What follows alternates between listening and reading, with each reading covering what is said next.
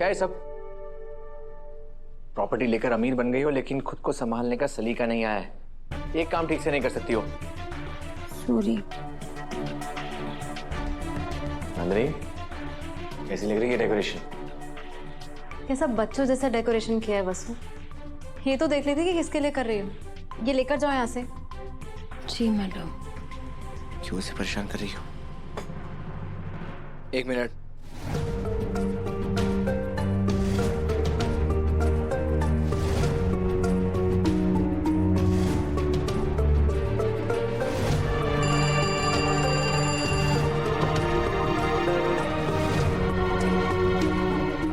Decoration ठीक तो है? सर आपने बुलाया?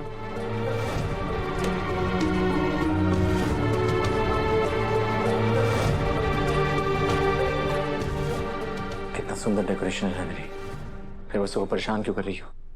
तो सिर्फ उसे हर्ट करने की कोशिश कर रही हूँ दीप जी। ज्यादा हर्ट होगी तो सच जल्दी बोलेगी ना। मैं तो आपका ही काम आसान कर रही थी।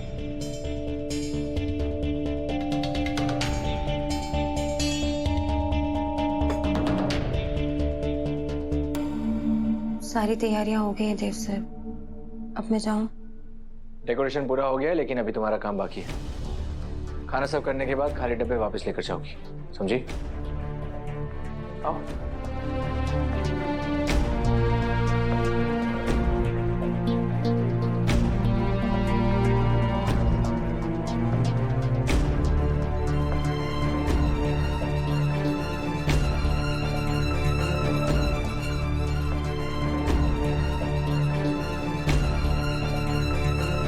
सर ये कुछ चेक एंड ऑफिसर के दिए हुए पेपर्स से आपको अर्जेंटली साइन करने हैं।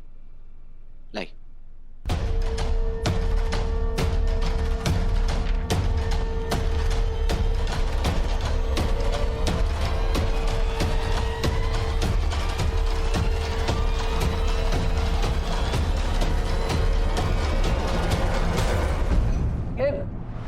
मसूम, ये लेकर जाओ, मैं ऑफिस में साइन करता हूँ। Okay sir. और तुम ठीक से काम नहीं होता क्या? अगर ये खाना फाइल पर गिर जाता तो उसकी जिम्मेदारी कौन लेता? हाँ, पेपर्स खराब हो जाते। मन तो कर रहा है तुम्हें नौकरी से निकाल दूं।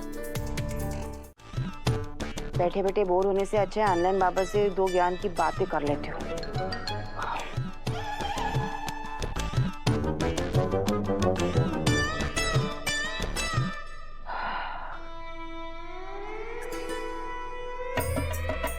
जय ऑनलाइन बाबा की।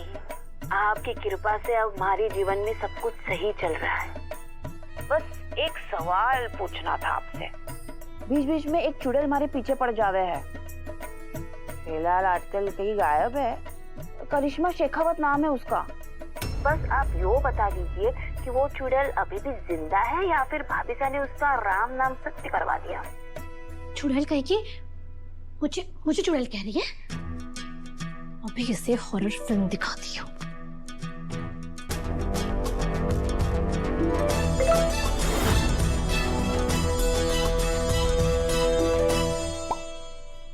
बाबा जी का मैसेज?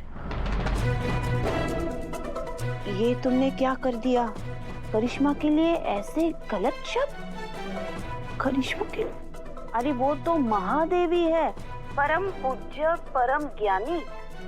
अगर तुमने रोज उनके नाम का 1008 जाप कर लिया तो चौहान हाउस क्या पूरे उदयपुर की सत्ता तुम्हारे हाथों में आ सकती है। हैं? करिश्मा और इतने सारे धर्म वाले काम? अरे लेकिन ऑनलाइन बाबा की हर बात सही हो जावे। ठीक है, उस चुड़ैल की भी भक्ति कर ही लेती हूँ।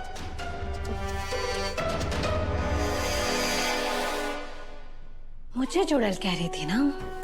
अब देखना, जिंदगी भर इसी चुड़ैल की पूजा करेंगी। आई नो देवांशी, आप मुझसे नाराज हैं। I am really sorry. मैंने तुमसे कहा था कि तुम वसु की इंसल्ट नहीं करोगी, लेकिन तुमने फिर भी की।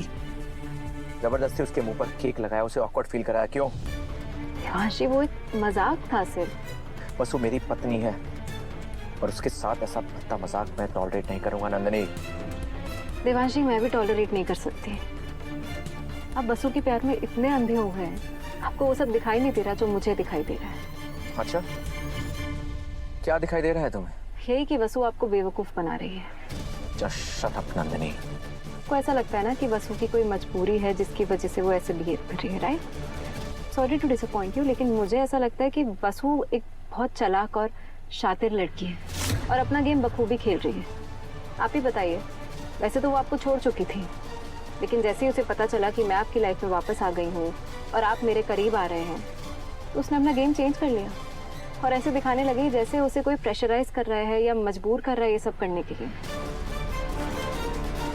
सैडली आप बेवकूफ बन भी रहे हैं। नंदिनी प्लीज चुप हो जाओ। एंड इसमें आपकी गलती नहीं है देवांशी। ऐसी लड़कियों को पहचानना आसान नहीं होता है। उसे आपसे सिर्फ दो ही चीजें चाहिए, आपका सरनेम और आपकी प्रॉपर्टी, जिसके लिए वो किसी भी हद तक जा सकती। बस करो नंदिनी। आप बस कीजिए ना देवांशी, बस कीजिए बेवकूफ बनना और निकालिए उस मक्कार लालची लड़की को अपने घर से और अपने दिल से। मैं तो हूँ ही आपका ख्याल रखने के लिए। मैं एक शादीशुदा आदमी हूँ नंदिनी, और मेरी पत्नी है मेरा ख्याल रखने के लिए। बसु की मजबूरी जाननी है, इसलिए मैंने तुम्हारी थोड़ी मदद ली थी, लेकिन अब लग रहा है जितना मैं तुम्हारे साथ रहूंगा काम बनने की जगह और बिगड़ता जाएगा। आज के बाद से मुझे तुम्हारी कोई मदद नहीं चाहिए। मैं वसु को अपने तरीके से वापस ले आऊंगा। गाड़ी रोको। देवांशी आप कहाँ जा रहे हैं?